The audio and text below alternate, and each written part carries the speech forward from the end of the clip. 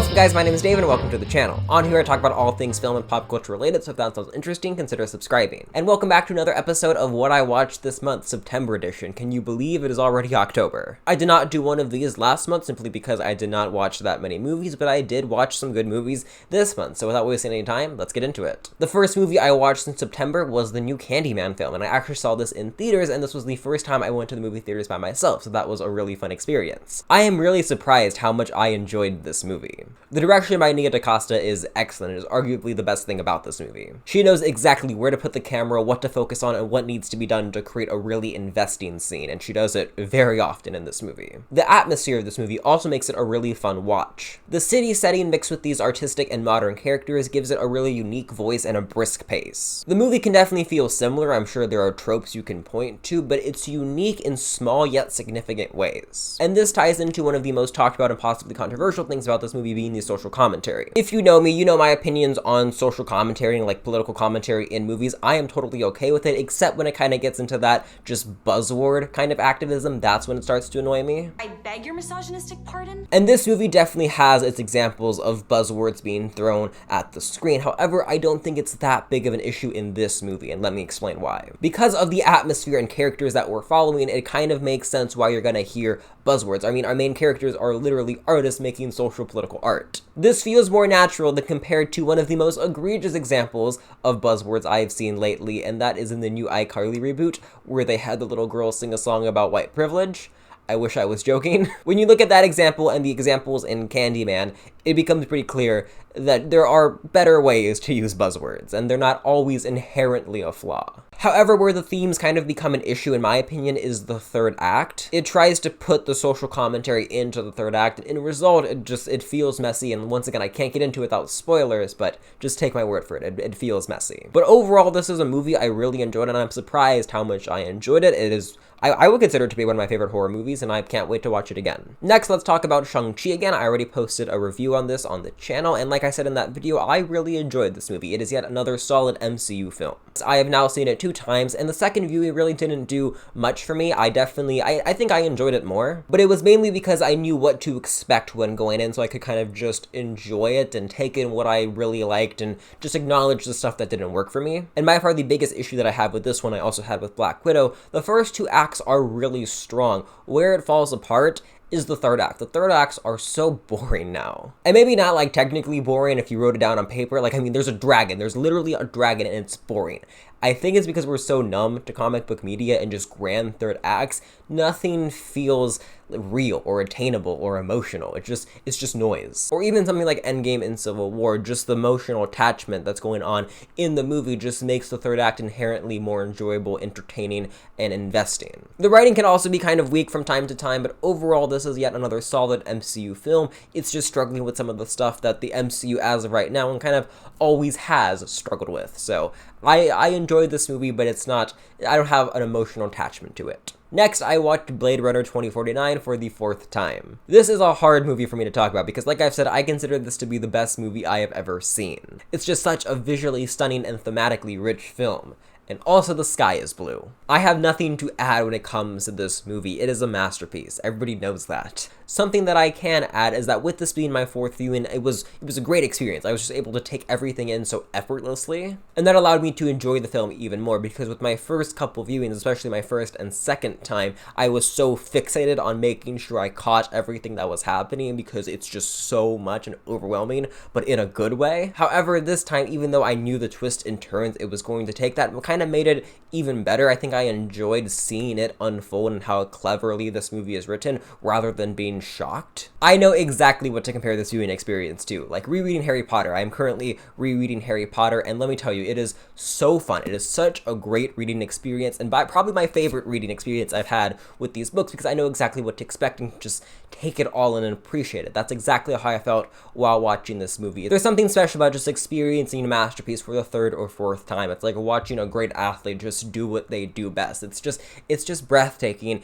even though you already knew what to expect. Please watch this movie if you haven't yet. It is movie magic, and like I said, it is what I consider to be the best movie I have ever seen. Next, we got a batch of horror movies, starting off with Fear Street Part 2. I enjoyed the first Fear Street, and this was a really fun follow-up. This was simply trying to be a fun camp slasher with very basic themes, and it succeeded at being that. Moving on. Next, I watched the new James Wan horror movie, Malignant. This is about a woman who has seen visions of people getting brutally murdered, and then later, we learn why the movie is called Malignant. No spoilers. This movie is insane in good and bad ways. First, let me acknowledge the plain and simple good that this movie has to offer, and the big thing being the cinematography and direction. James Wan is very good at what he does. Something like the first 40 minutes or most of that Fish movie is kind of meh in my opinion, but James Wan knows how to spice it up and make it actually really engaging. Some of the shots in this movie, man, are just so cool and innovative, and he kind of had to do that for my sake, because here comes a critique that I hardly ever levy. Besides the cool shot, the movie kind of looks ugly, and let me explain. Like, it gave me a headache sometimes. The haunted house is just your average haunted house. The police station is trying so hard to be like Gotham-esque. It's always raining. It's just kind of like a dull-looking movie. If it wasn't for the really cool, innovative James Wan shots, it's kind of ugly. Maybe ugly is not the right word. I'll just say this much. It didn't make my eyes happy. I know that's such like a juvenile complaint, but I just gotta be honest. When I was watching, especially for like the first 50 minutes, my head was hurting, and I'm not sure why. Especially when compared to something like Candyman. I mean, Candyman is just such a good looking film. It's just so sleek and modern. It is just very visually appealing. Not so much in Malignant. Once again, just my personal taste and what makes my eyeballs happy. Like I said, this movie is insane in good and bad ways, and the big talking point about this movie is the camp. The third act is very camp heavy. I mean, it is ridiculous. The kills are awesome, but it's ridiculous. The camp is definitely intentional. Like, this is not something that went over James Wan's head. It's supposed to be campy, the dialogue is supposed to be cheesy, some of the acting is supposed to be like a little rough around the edges. I totally get it, it's cool, it's fun, horror doesn't always have to take itself so seriously, but the issue with this, in my opinion, is that it's not self-aware enough to not feel like a flaw. When you look at something like Scream, Ghostface is an idiot, right? Like, he can't do anything. But you kind of accept this because the entire atmosphere created in Scream is very campy and self-aware and making fun of the genre it's in. There's really no hint of that in Malignant, though. It takes itself actually very seriously in the beginning and pretty much switches genres every act. In many ways, this is a really unique and fun horror movie with a lot to offer, but on the flip side, I don't think it does enough to be unique and earn accolades as like a great cult classic that's defying the horror genre with great campy action.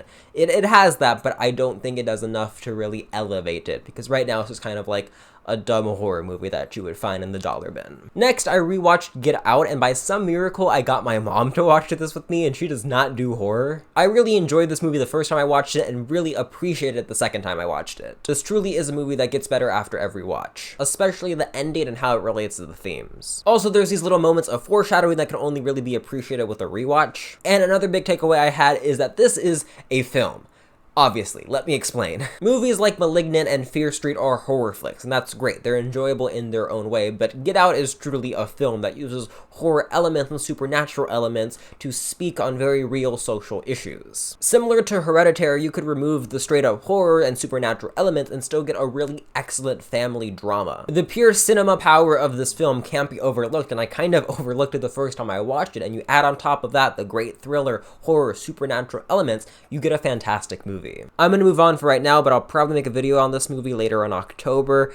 This movie is amazing. Watch it if you haven't. Next, I'm going to change things up a little bit and talk about a TV show that I recently binged, and that is the first season of 13 Reasons Why. I feel like I should give a quick disclaimer. This show is about suicide, and I will be mentioning that while talking about this series, so if you don't want to hear about that, you can skip to this time code. I watched this show primarily to gain an opinion on it. I know it's very divisive, and I've heard it's a very heavy show, and in many ways it is, but in some ways it's not, and we'll get into that, but overall, I enjoyed this show, which is weird to say that I enjoy this show, because it's a dark show, it can be, but overall, I think it has potential. It just fumbles the bag a lot. This isn't a fun show in the way that like The Office is a fun show, but it's addicting. It's definitely addicting. I have not been this addicted to a show in a while, and I'm currently like watching Breaking Bad. So the fact that I took time away from Breaking Bad to watch 13 Reasons Why is saying something right there. One of the big talking points and debates about this show is that it shows suicide as a form of revenge. And that's definitely frightening for young people to see and for it to be almost glorified. The character of Hannah Baker is such a mixed bag. There are times when you feel truly sympathetic for her, and there's this one scene when the people who got tapes are like sitting at a coffee shop, and one of them says, if any one of us was kind to her, she would be here today. And when you put it in perspective like that, this entire like group of 12 people drove this young girl to taking her life. It's really sad stuff. But on the flip side, the way they depict her character and write her character and write situations and write the way she responds, she can end up not being that sympathetic, which is terrible to say, but that's shame on the writers for making this victim kind of not the best person. And I can see the argument of how this show can be harmful to the discussion of suicide and mental health, because this character of Hannah Baker, you know, she has her tragedies, but she also has immense amount of flaws. So when someone, God forbid, takes their life, I don't want it, and I'm sure you don't want people to like, they're probably just another Hannah Baker. That's dangerous too. Moving on to a character I think they handle actually pretty well is the main character, Clay. Dylan Minnette does a great job. Actually, all the actors do a fantastic job in this show. Seeing him break down and crumble under the pressure and baggage of having these tapes, being partially responsible for the girl that he loves dying, seeing his classmates and people he was relatively close to also be responsible for this girl's death. It's really good dramatic tension. The writing is also surprisingly sharp, the way it weaves in and out of different time periods. The editing is really clean. However, where it does kind of become annoying is they purposefully don't mention things because they want you to keep watching, but it feels so unnatural. Characters who have listened to all 13 tapes won't say stuff because, you know, we haven't listened to all 13 tapes and they don't want to spoil it for us, but it feels like they're pandering to the audience, and it kind of takes you out of the show of how annoyingly addictive the show is, or how they annoyingly set things up. It's just this vague teen drama language that we hear way too often, and it's not good in here either. Overall, this is a really engaging show and has some good objective qualities, but when it comes to the messaging, it can definitely, there's an argument to be made for it being harmful. But besides that potential flaw of the show, there are plenty of other writing flaws within the show. Overall, it's a mixed bag for sure, but I'm glad I watched it. I can't say I recommend the show. If you have an interest in watching it, definitely check it out. Most of you might have already seen it by now, but it's a mixed bag. That's all I say. I want to move on now. Next, I finally watched Old. I'm glad I could see this in theaters, and this was so bizarre. Okay, let's break this movie down. On the one hand, it's enjoyable. It's a fun thriller. There's lots of crazy things going on.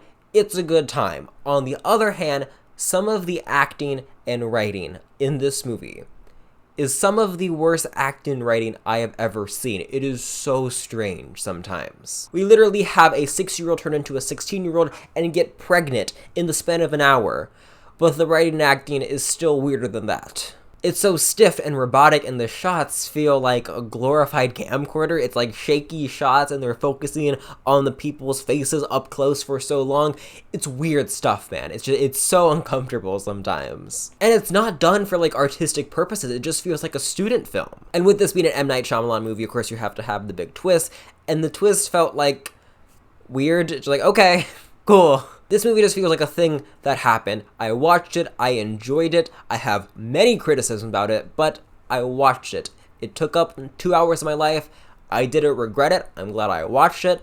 But man, is this just a weird thing. I don't hate this movie as much as you probably think I might. It's such just a weird oddity. Like, what was this movie? What the heck is M. Night Shyamalan's Old? Like, this will be studied. Like, what was this? But it's not even like a Room situation, like, oh my god, how did this movie ever get made? Like, it's competently made. They're good actors in here. There's some really great performances from time to time.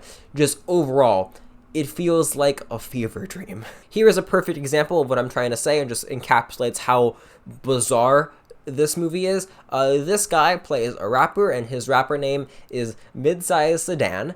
and the little girl starts like rapping. This movie is so strange. And there you have it. That is what I watched in September. Let me know in the comment section down below, what did you watch in September? If you enjoyed this video, then you probably will enjoy this channel, so please consider subscribing, and I will see you in the next video. May the force be with you.